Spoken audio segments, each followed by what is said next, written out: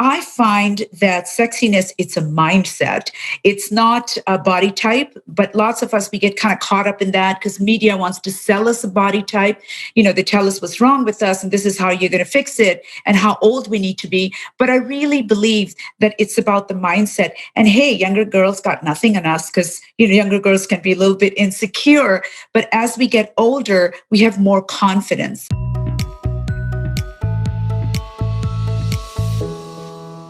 Welcome to yourbrilliance.com. I'm your host, Amy Waterman.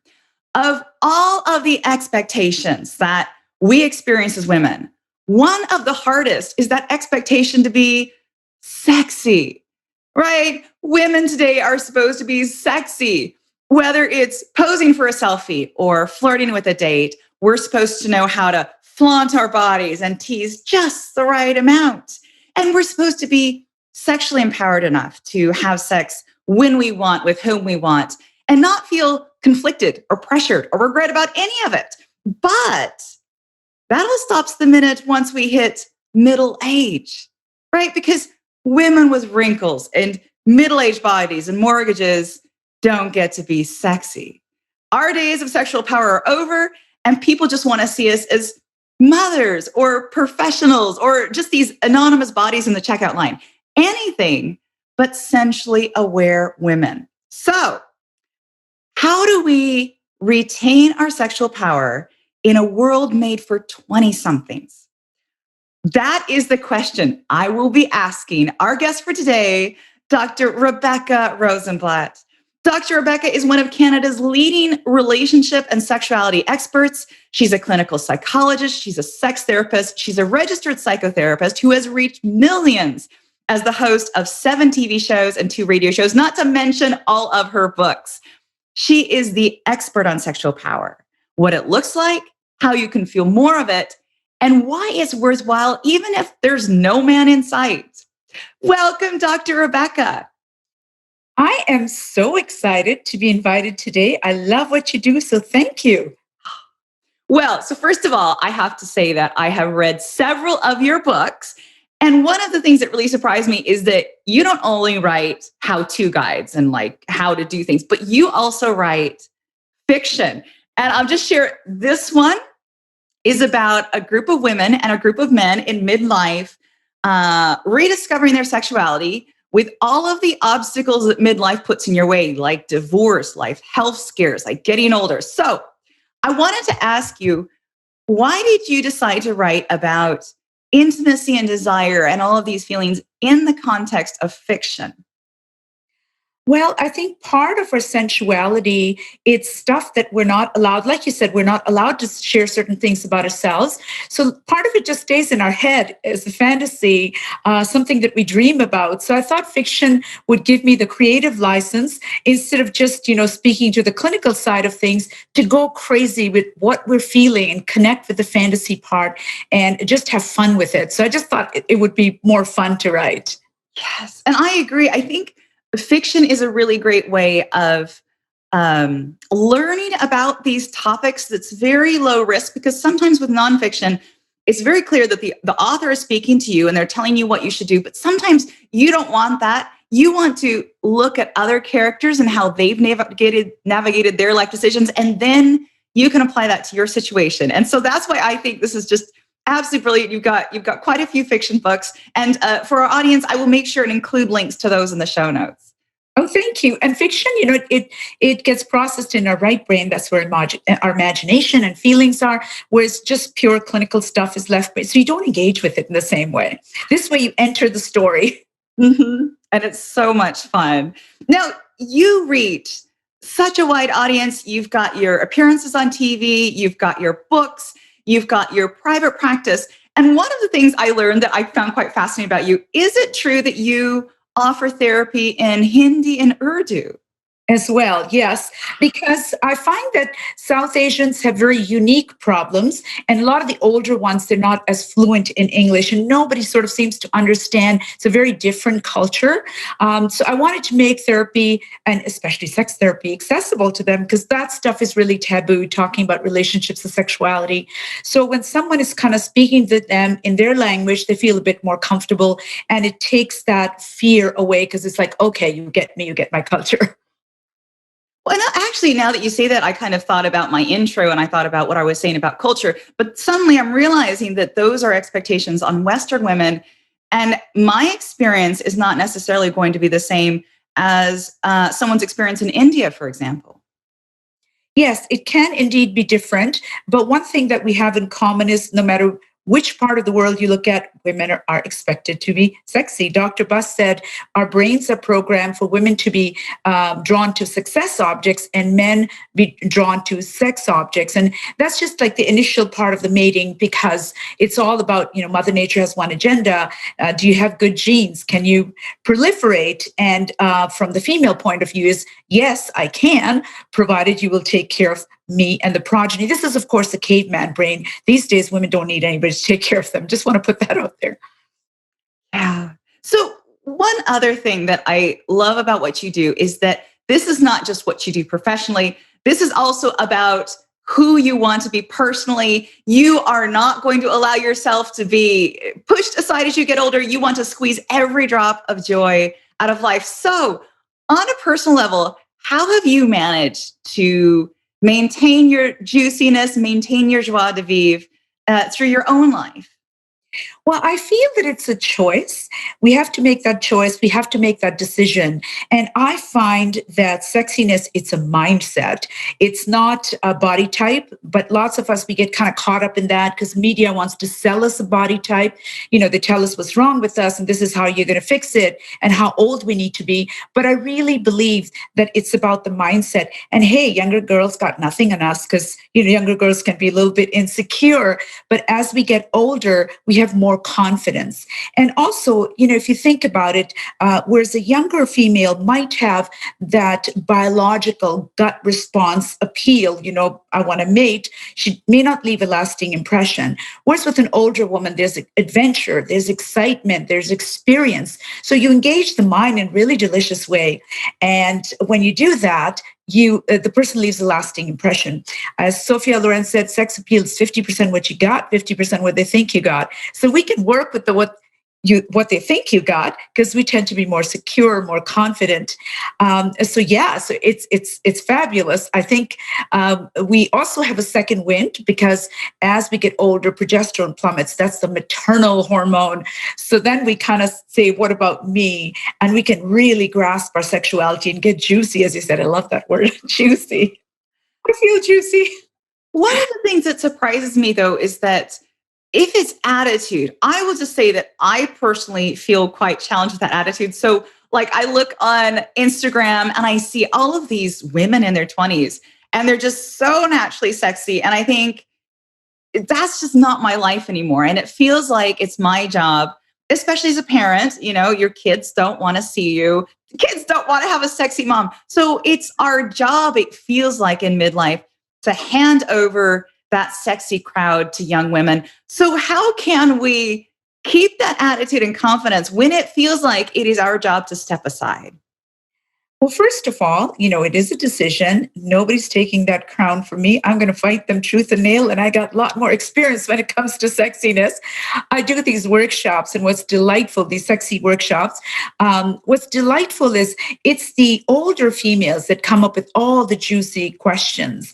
The younger girls are a little bit scared to ask certain things, but the older women in the crowd, they'll say, yeah, I've been there, done that. Well, how about this? They're looking for something. They've given themselves the permission to try something spicier. Some of them are going second or third time around, so they want to keep it really hot and sexy. Whereas the younger girls are still a little bit shy. They're afraid of being slut shamed. Whereas when we sort of act, when we strut ourselves, when we're older, people are just curious, does she have there? And not too many people are going to slut shame us as we get older. So that is so interesting. So I just want to quickly mention, you give workshops. Are those based in Toronto? Yes, they are, but I'm launching them online as well. Actually, I'm in the process of developing a series. One of them I should be launching next week, and then just add a whole bunch of everything from self-worth, self-esteem, feeling très sexy, all of that, inside and out. Fantastic. So we will make sure again to give you guys the links for these things when they come out, because taking a workshop, it's so much easier to explore these things in the company of other women rather than just doing it on your own with no one else to ask. So that's a wonderful opportunity. So you wrote the book on how to be a sensual goddess, and I want to just mention right here, and again, we're going to link to these books in the show notes. And you have so much information on how to help women feel aware of and connected to their bodies, how to explore their femininity. And I know there's way too much for a short interview because you've got the books, you've got the workshops. But if you could give us just a few tips that you think would make a real difference, what would they be? So, first of all, having the right mindset. And I believe in doing whatever it takes to make us feel sexy, not someone else. So, whatever we need to do. I also believe in engaging all of our senses. And my gosh, they will work with us. Senses are also directly connected to the subconscious. We can tell ourselves we're sexy, but the subconscious doesn't hear it. It has to perceive the world through the senses. So I said, take a sumptuous bath, put lotion sexily all over your body, sexy under things, boudoir photography. So you're looking at yourself through the lens of someone else who's able to capture your sensuality without all that inner junk that we have that's fighting us. Get rid of the junk in your closet that doesn't make you feel sexy, and do whatever it takes where you're just feeling, okay, I look good. Those days when we look good, we feel better about ourselves, we strut ourselves better, we just have more pep and swagger. So it all kind of comes from within. So it's focusing on how we'd like to feel as opposed to how we are feeling, sort of dressing for the job that we want as opposed to the job that we're in. So I would say that's sort of more of that. And another thing that we can do is, this is just a secret to you and all the thousands of people that are watching, we can bring our sexiness, the chemistry out by letting men access our pheromones. It's very simple. You've had a shower, you're feeling sexy thoughts, you just go into your pink parts, you just take a little bit of your essence and you dab it on your pulse point, just a little bit, dab, dab, dab. You can't smell it. You don't need very much. It doesn't compete with the perfume because it goes to the nose, but it's a different part. And man, boy, don't do it on the first date. Don't do it if you don't want the person to be groping you. But it has a huge, huge impact, particularly if you're trying to build chemistry when you've been with someone a long time or you're just not feeling sexy. So let them access your pheromones. Let them work for you. And seriously, the response you get is so juicy. I keep using the word juicy because I love it. I'm stealing it. I remember I read that for the first time. I believe it was in the book, Even Cowgirls Get the Blues. And I remember telling everybody, I said, hey, look at this. But none of us ever did it. And so that tip is in your book. And I remember you said you actually did an experiment with that where you went out to a club without it one night. And then you went the next night wearing the exact same clothes. Everything was the same. And you noticed a huge difference. Huge difference. And it was the same club where same group of guys hang out in the same corner. We had everything identical. Shade of lipstick. We're trying to do a double blind study. First time they're scoping us. That's it. The second time, I'm telling you, they're buying us drinks, they're asking us to dance, they're dry humping. So, if you don't want too much, you may want to cut back a little bit. And all the women who've tried that have said that they've had such amazing results. They've said it has been awesome. It's opened up a whole sexual side and the responsiveness that, they thought they'd lost. And what's fantastic about that is, of course, you don't have to. I was looking through a magazine last night, actually, and they had an ad for pheromones, and it was some crazy amount of money. And so you don't have to go waste your money on something that doesn't work. And that's chemical, right?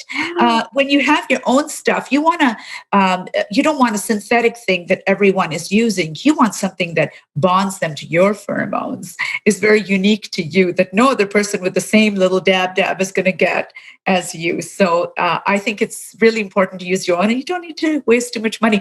put that towards lingerie or sexy bra or something like that. Okay, so I want to ask you about what happens when. So a lot of women at middle age, they've been divorced, they haven't had a partner for a while, and the longer they're single, the easier it is to kind of get into that single slump where you don't feel sexy, you don't have a partner who expects you to be sexy, and you can sometimes feel your sexuality going dormant. Do you have any tips for single women to reawaken their sexuality, even though they may not have a partner and they may not even want a partner? So I'm a firm believer in menage a moi, self-loving, because if you don't use it, you lose it. So every time you have a sexual experience, your dopamine and testosterone production, it goes up. So the more sex we have, the more we want it.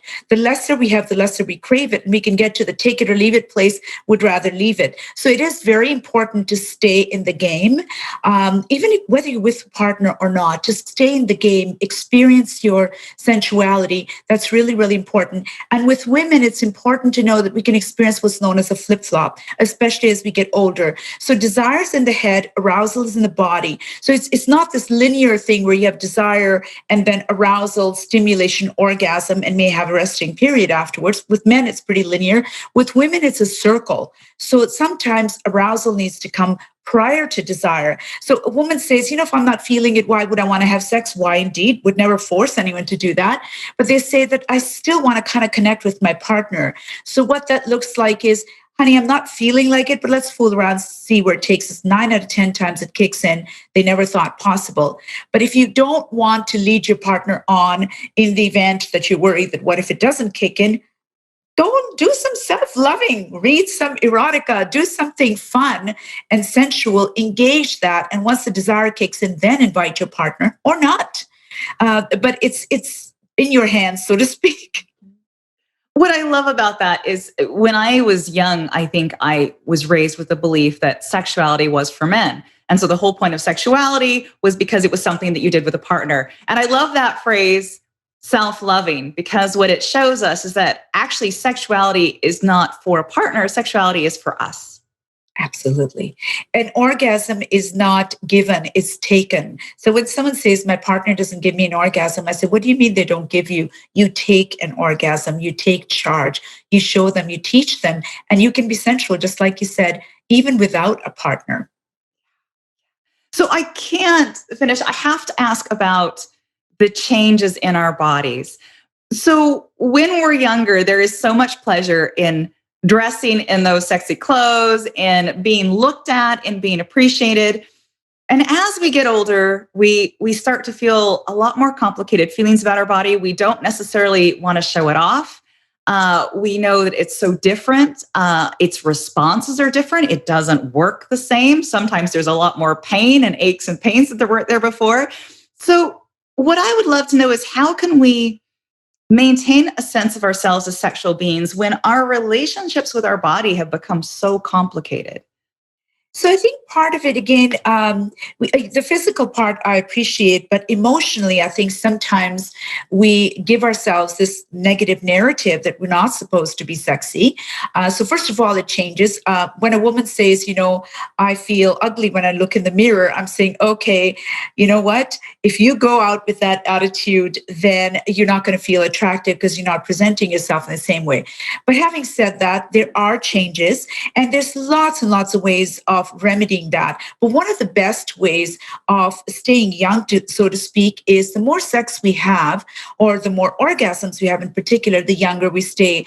Our skin, our hair, wrinkles, anything at all that has great anti-aging properties, our health and well-being, we're not as achy. And also, the vaginal climate, the climate of nether zones, it's healthier. There's nothing wrong with. There are a lot of natural remedies that one can use, because you want to be comfortable. If you're not comfortable, why would you want to do that? Indeed. And unless we are going for cougars, even then, so what? the men, if you're dating men that are similar in age, they're getting older too. And, they don't care. The gut is hanging out. They don't care. They think they're sexy. So we shouldn't worry. And a lot of times, since the guy's aging too, many men, they run into their own challenges like, ED, etc. And so they stop approaching us and the changes in our body. But you know what? Have that conversation. There's a good chance that it has to do with him. Yeah, that's so true. We're all getting older and it's okay. Now, these are just a few of the many tips you've got. You've got so much more on your YouTube channel, Rebecca TV. And this is really exciting.